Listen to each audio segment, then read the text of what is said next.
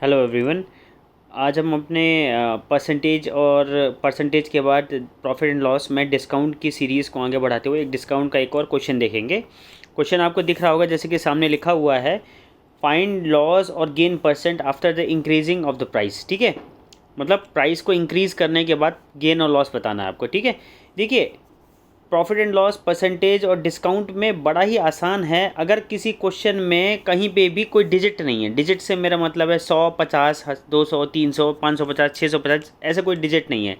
इस क्वेश्चन को पढ़िए, इस क्वेश्चन में कहीं भी डिजिट नहीं है। परसेंटेज में देखिए, पूरा क्वेश्चन परसेंटेज के अंदर है, तो इसको क्वेश्चन को ना करने के लिए बहुत आसान तरीके से आप 100 मान के कर सकते हैं। मतलब 100 को कंसिडर कर सकते हैं। अब 100 मानना क्या है इसके अंदर, वो आप क्वेश्चन को पढ़ के पता लगेगा। ठीक है, क्वेश्चन को पढ़िए। अ trade man marks his goods at 25% above the cost price.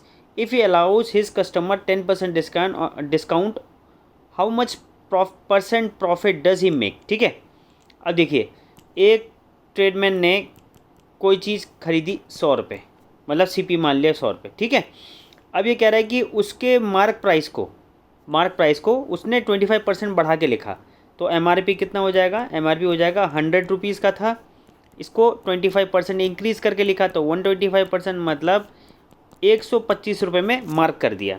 100 रुपये में ख़रीद के लाया और 125 की मार्किंग कर दी।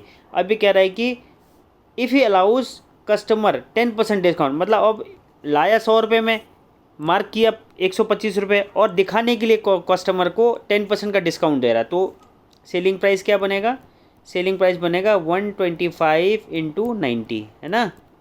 तो यहाँ से सेलिंग प्राइस बन जाएगा आपका।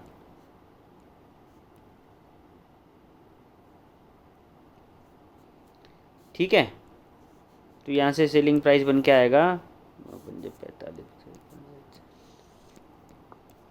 211, 4। ठीक है, तो देखिए फिर से देखते हैं, एक बार जल्दी जल्दी से देखते हैं।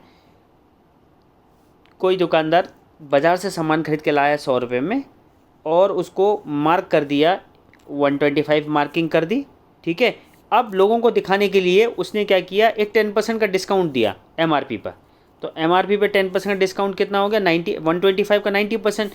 तो ये कितने का जा रहा है, 112 रुपये 5 पैसे में कोई कस्टमर इसको ख़रीद ले रहा है। तो अभी कह रहा है प्रॉफिट कितने का, तो प्रॉफिट कितने का हुआ, यहाँ देखिए, इस फिगर को देखिए, इस फिगर को देखिए, 100 रुपये का था, 112 रुपये में बेच रहा है, 112 रुपये 50 पैसे में बेच रहा है, तो 12.5% का इसको फ़ायदा हो गया, मतलब ऑप्शन डी हो जाएगा। ठीक है, ये क्वेश्चन बहुत पूछता है आपके किसी भी एग्ज़ाम में, चाहे आप कोई भी एग्ज़ाम दे रहे हो, आप एसएससी का दे रहे हो, आप डब्ल्यूबीसीएस का दे रहे हैं, तो ये बहुत छोटा क्वेश्चन लगता है और पूछ लेता है। इस पर खूब प्रैक्टिस कीजिए आप। ठीक है, नहीं समझ में आया तो पूछिए। Thank you.